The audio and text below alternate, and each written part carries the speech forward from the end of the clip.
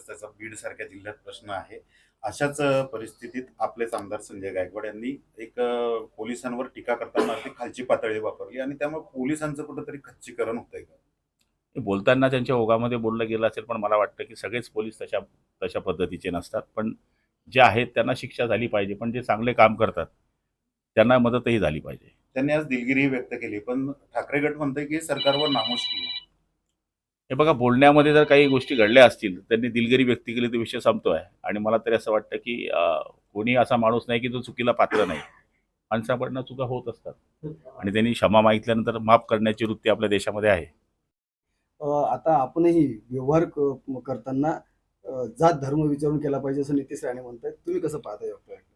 हे बघा, अतिरेक्याला जात, धर्म, पंथ काही नसतो. जो अतिरेकी आहे तो अतिरेकी आहे. तो कोणत्या धर्माचा आहे, कोणत्या पंथाचा आहे, त्याला शिक्षा झालीच पाहिजे या विचाराचा मी आहे. योगायोगाने हा झालेला अतिरेकी हल्ला आणि कायम होणारे अतिरेकी हल्ले हे पाकिस्तानातून होत असल्यामुळे साहजिक त्याला हिरवा रंग प्राप्त होतो.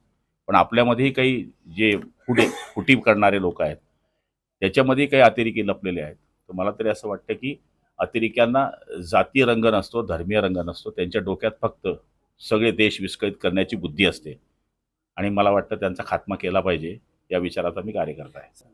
पण त्यांचं असं पाकिस्तान लोकांचं असं म्हणणं की आम्हाला या देशात राहू द्या, ही मागणी करतात. हे बघा, आता एवढं चांगलं वागल्यावर सुद्धा जर ते आपल्या वृत्तीने हे करत असाल, निहत्ते लोक जे या ठिकाणी पर्यटनाला गेले, आपण बाहेर देशामध्ये जातो तर बाहेर देशामध्ये आपलं किती जोरदार स्वागत होत असतं. उलट आपलं पर्यटन वाढावं याच्याकरता प्रत्येक देश प्रयत्न करत असतो.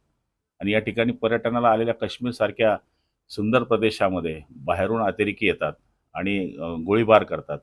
तरी आम्ही सहन कुठपर्यंत करावं? शेवटी कुठल्याही गोष्टीला एक मर्यादा असते आणि ती मर्यादा त्यांनी आता ओंडाळलेली आहे.